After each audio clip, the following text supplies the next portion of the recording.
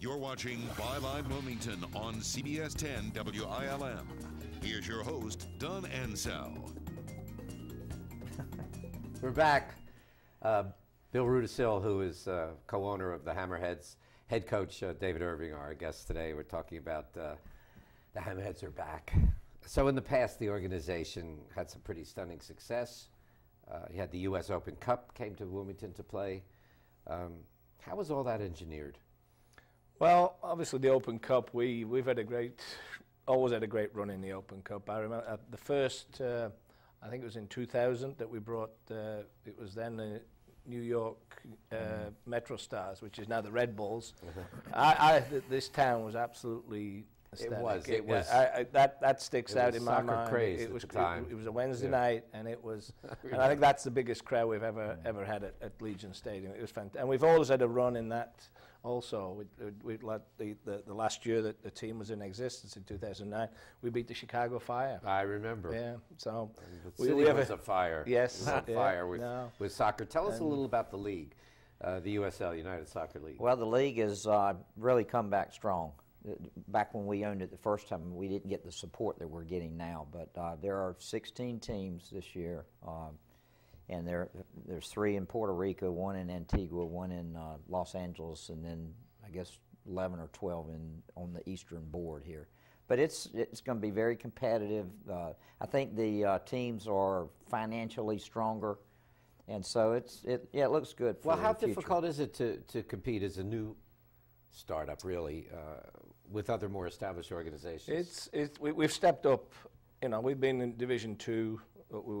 We were called Division 2, and well, they've come together. The 1 and 2s came together. Yeah. It's USL Pro now, and the competition is much tougher. You know, we Rochester Rhinos, you know, the Orlando team, which was moved from Austin, Texas.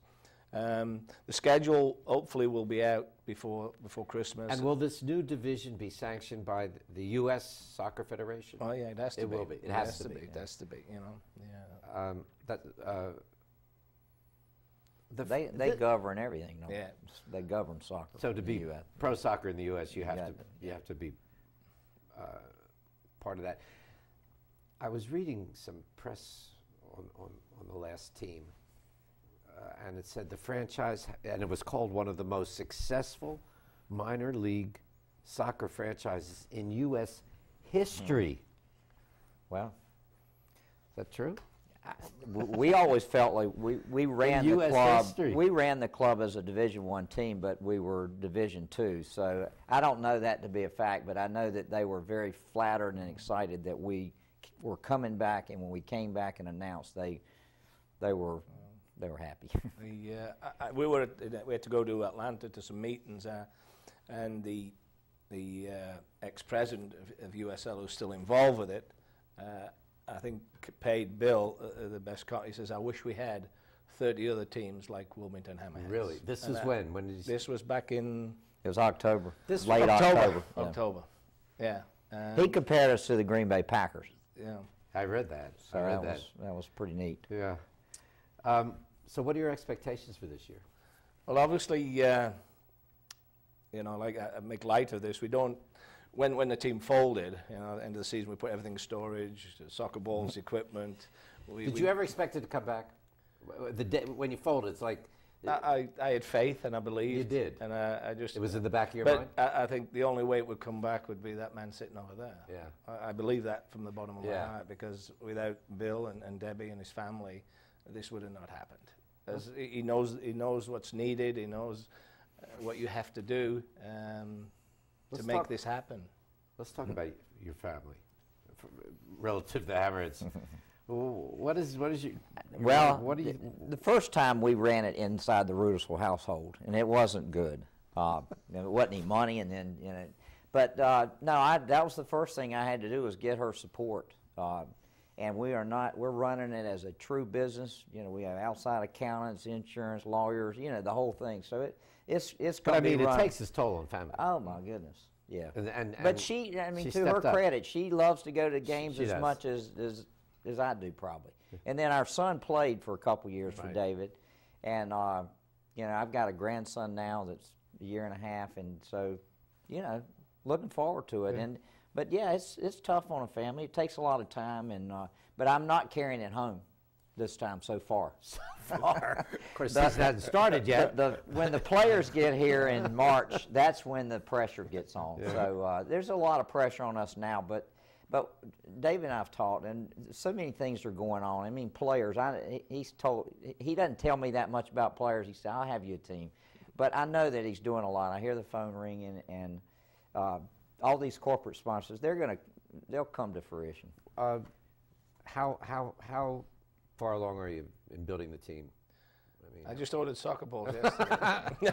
Oh, we got the balls. We got balls, so Right, now we got right. balls now. But it's a process, you know. We've got some tryouts coming in first of the year. There'll be players coming in. Obviously, we don't have any players. Oh, we you don't haven't have any signed? players. We haven't signed any players So at you this got- point. We're still in the process, and you know, gonna have to go against my grain, as you might say. Before I sign a player, I like to see him play, but in light of the situation, You might sign before you see. I might have to recommend, you know, people are going to Talk recommend, to do my people. networking and find out about them. But Well, we've had former players call us. So, I mean, David's got a great network out there. So that will definitely help. Are you interested in any of your former players? sure, but Yeah. they're Yeah, all, you've seen some of them, them. so some of them with other clubs now, though, and tied up, Yeah, and we yeah. can't, you know, there's a couple of. How big a draw? I mean, is Wilmington a drawing card when you're pursuing a player that you maybe Well, we have a good reputation. We try to do it right with the budgets that we have. We're very professional in what we do on the field and off the field, and it's a great experience for these players to come here. You know, they walk down the street and they're recognized. It's like I said to Bill, when I leave, and I love this. Not that but I'd rather this than not. When I leave the house in the morning, if I stop for a car, I'm Coach Irving until I get back home. You know, and you know that's great, because this is a small town, and the players get that recognition, and that's what makes the whole thing work. Well, let me wish you both the very best. We'll be following the team, as I know thousands of other folks will be too. Bill, best of luck to you. Thanks for coming in. Thank you. Coach, thank you so much for coming in. Next week, we're going to talk to both sides of the Titan Cement debate. They'll put on the gloves for the next round right here on Byline. Don't miss it. If you want to see Byline online, go to WILM-TV.com. I'm Don Ansell. You have a great week.